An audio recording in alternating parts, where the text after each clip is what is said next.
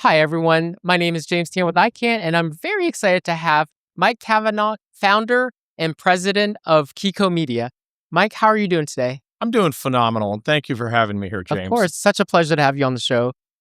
Mike, tell us a bit about Kiko Media. Keycode Media is a digital video integrator, and we started in post-production, and in 2009 got involved with New Tech and the TriCaster.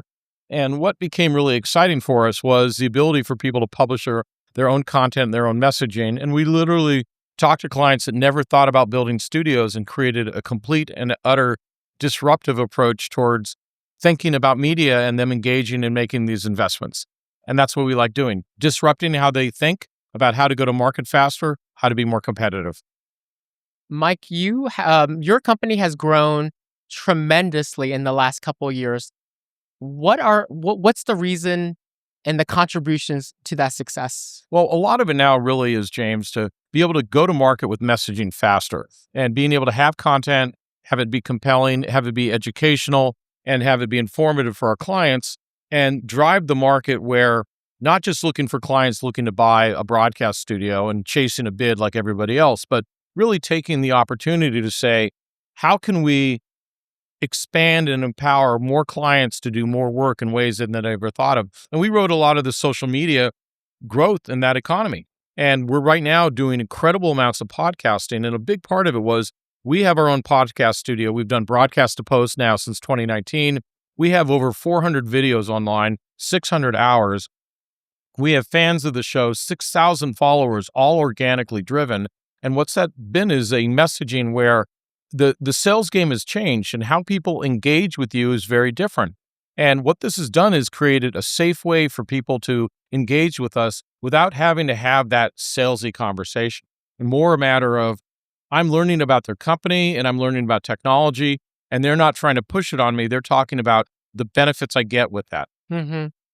I absolutely agreed. I mean, the fact that we're sitting in a, mock podcast studio at NAB with a drop ceiling environment above us instead of a traditional grid is a reflection of our company's, desire and passion and we see a tremendous amount of growth in the addressable market of corporate video, podcast, live communications, meeting spaces.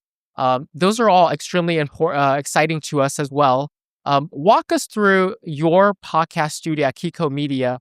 I hear that the new one just started about 2 weeks ago. The Toadcaster. The Toadcaster. So we partnered with you. Yes. And with we have a Bird Dog system, an Elgato for automation, and a TriCaster across the facility. And what we have is an instance where anyone can walk in, push a couple buttons, have lights go on, different sessions. They don't need to be technical on the Elgato. And what you've brought to the game at Ikan is really significant. We've been able to put that together as a PoE, and no wiring, no high voltage. It's just an Ethernet switch driving your lighting and the different levels that they're adjusting. And in addition, because it's over Ethernet, they're able to have controls sent over the same power signal. So it's not disruptive. What that means is anybody can literally have a professional podcasting studio almost overnight. And Ikan has been a huge empower on that. And now you have to think about, from a messaging perspective, what the message is and how everybody can take greater control of their message. And Keycode Media has been able to do this, and we bring vendors in, we do remote, we do online, we do studio, all within, an office building, and we are able to communicate our messages. Our business since 2019 has tripled. And a lot of that is attributed to our ability to just communicate our messaging and execute around it. So well said. So well said. We developed our PoE technology. It came to market 2 years ago, exactly to do what you've just described. So I really appreciate, affirmation from you, somebody who sits in, who sits in front of such a wide spectrum of customers across many different market segments and verticals. So it's really affirming to hear what you're telling me today. Our PoE lighting technology is designed, again, to be hung. A lot of them are lightweight and low profile, right? So drop ceilings are typically 8 feet high, You don't want lights that are traditionally a 1x1 Right. because heads will bump. You want with the power of Ethernet, they're low voltage. That means you do not have to have an independent electrician coming in to be able to install the lights, be able to apply for the permitting.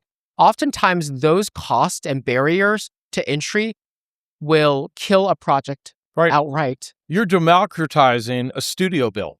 Yeah. And in addition is we can take those lights and move them anywhere we need them to be. And all we need is a Netgear switch and Ethernet cables and your lighting, our mics, our studio, our cameras, and bang, instant podcast studio, much like we're sitting on the floor of NAB and you're doing that right now. Yeah. So what I look at is controlling the message, being able to communicate it, getting in front of clients and have it be timely. Yeah. I mean, PoE lighting is just one small part of the solution, but walk us through a little bit more about this like one-touch solution, because what that means to me, and you're talking about democratization, empowering, that means you're empowering not only an organization to create content, but you're empowering the folks within the organization that are not technical, say the sales team, some other folks. You're empowering individuals within that organization to create content without having to call upon a dedicated team of experts to be able to operate the equipment for them. Exactly. And Elgato brings that with the Stream Deck. And so it's literally on my side, when I graduated from college, I wanted to be an economist. And at that time, there were no jobs available. It was not the economy that was supposed to be. So I got a job for 100% commission selling photocopiers door to door in LA County. And I learned how to sell. And now, many years later, I'm having a podcast that I'm starting next week, business to business for young people to consider sales in 2026, what it means. And I've created a 6-episode, content that I'm using your prompter technology, your lighting, and the ability for me to be able to come in, push one button. I don't need to bug Michael or Chase or Matt. And I'm able to do my own podcast at my own, cadence and pacing at any hour, at any time. And, that's going to allow me to create, educational giving back from what I've learned over the years and also be a recruitment tool for Keycode Media. Mm-hmm. As fellow executives, when I talk to some end customers about, does it make sense for them to create content and bring content in-house? There's multiple threads to track about. The one obvious one is the opportunity cost, right? If you're not doing it and your competitors are, they are able to have the ability to connect with their customers and your customers in a way that you're not. So that, that opportunity cost is a part of the equation. The other one that oftentimes I think you and I look at when we look at very disparate investments is the return on our investment, right? Whether it be investing in the asset of a studio, whether it be investing in a trade show like we're here right now, whether it be investing in a new piece of technology or equipment for, as a manufacturer to do production, ROI is really the equalizer for us to be able to make sane decisions across multiple disparate things, whether it be hardware or services or even, staffing. And specifically for a studio and like this one, the ability to have greater utilization is a huge equation as it pertains to ROI, right? If you build a studio, regardless if it's really expensive or not, if you use it several hours a day versus a studio that's only utilized once a quarter per se, no matter what the investment is in that outcome, the utilization is what ultimately drives the success. Right. One of our broadcast posts, we started with the idea of building a podcast studio and what it took. And I was talking with my marketing team, Matt, and I said, hey, Matt, before we do the building, let's do the why. And we've now been podcasting for 7 years, 600 hours of content. And we can talk about the economics and we can talk about our return on investment, our payback, but also the internal rate of return of other, trade shows, sales calls, marketing campaigns. And podcasting is our most effective internal rate of return of anything we're using. And we've, created the metrics of it and it makes sense. And that aspect of, Keycode Media leveraging our partners like Ikan, like VizRT, Legato, BirdDog, and other lighting systems that we're using, we're publishing content all the time, and our cost of doing that is extremely low, but the touch and the reach that we're getting is just amazing.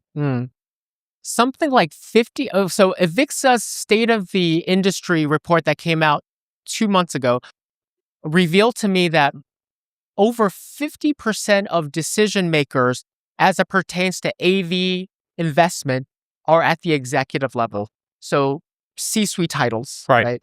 So as you're talking about, internal rate of return, the IRR, you're telling me that your podcast is the highest IRR across all of your other investment platforms and mediums. Walk us through why you think that is the case. I think number one is the ability for people to get comfortable. And the concept is our clients that are doing business with us, we know and we support them. To grow our business, because clients go out of business, they have turnover, change, etc. So we have to constantly grow our business and find new customers, new technologies, and really drive the empowerment of media. So what podcasting's allowed us to do is people to get to know us in a very comfortable environment where if we're not compelling, they turn it off. But if we've been compelling, which we feel we have been, and the metrics show it, and the growth has shown it, and I've had clients say to me, Mike, do you know why you're sitting across the table with your sales rep right now? I'm like, no. They're like, broadcast to post. I love that. I watch it on YouTube. I'm watching that YouTube more than I'm watching television. Everybody can have their own channel of communication. Take control of your message. So, for example, David Plouffe in the New York Times on April 6th talked about, the political campaigns. And one of the key things, and I think we've seen this happen, with obviously the largest social media president ever, his politics, give or take it, whatever that means, but how that's gone to market and transformed the communication. He's a media star and a social media star.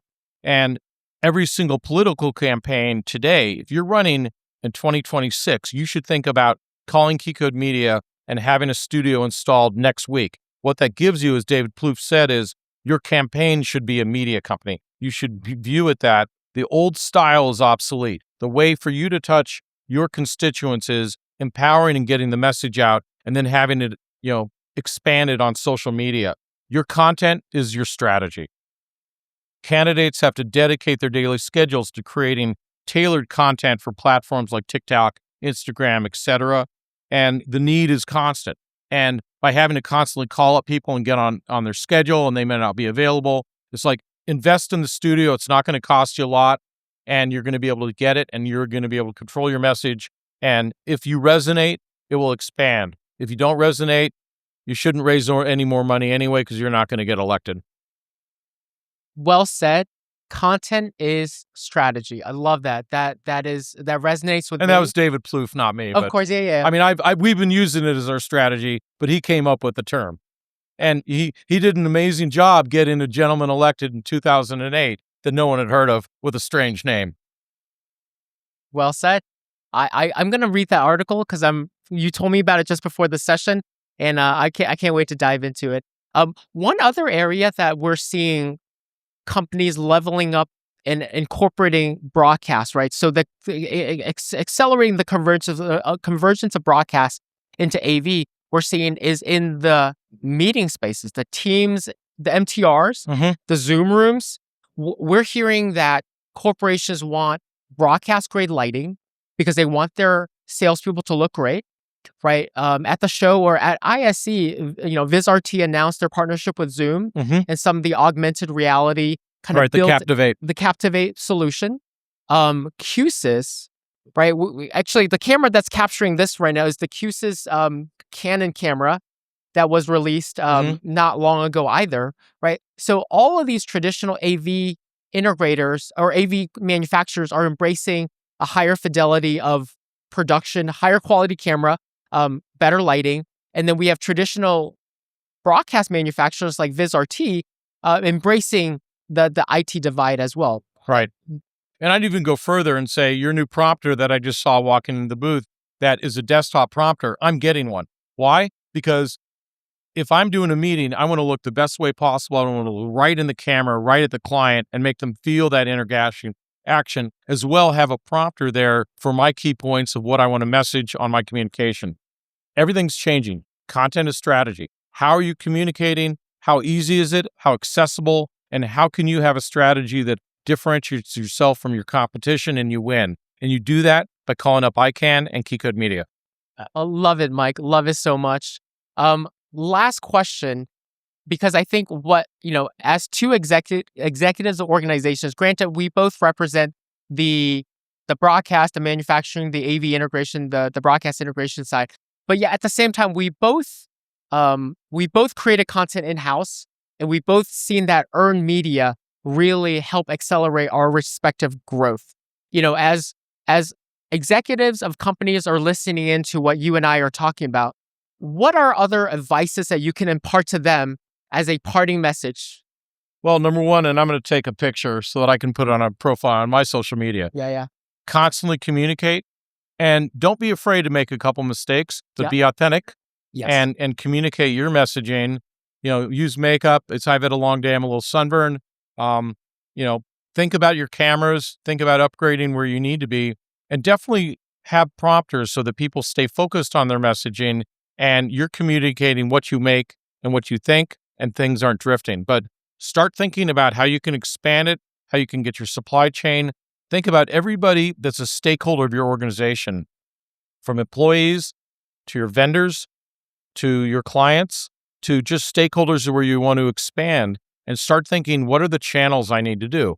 And in addition, start thinking about leveraging AI on an editorial standpoint and creating custom channels that are targeted and focused either geographically, demographically, or targeted segments about what you're trying to communicate, so that you're able to really deliver up to people what they need. And that technology is here today, and it's accessible. Amazing. Thank you for imparting such words of wisdom and experience. We have partnered with you guys for many years. I am very excited for your vision of where Keycode is going. I love the alignment of both you and I in terms of where we see the democratization of content creation for corporations and every organization. And I look forward to more of the same for many years to come. Oh, likewise. And I think we're going to go to the next level. And we created in 2 states now, New Jersey and California, apprentice programs where we're teaching people, disadvantaged new people to enter the industry, to train them better, to have more people aware about how to leverage the technology and how to influence it and how to drive it to the next level. And if you're wanting to do any of that, Ikan should be on the checklist for multiple products, prompters, lighting, desktop enablement. I'm getting one of those, I'm going to call it the prompter caster for my desktop, and it's sub $1,000. It's going to really transform how I communicate and how I look on camera and how I message to my company, to my stakeholders, my clients, and allow us to publish even more content out there. Thank you so much. This has been amazing, James. Same here. Thank you so much, Mike. Great.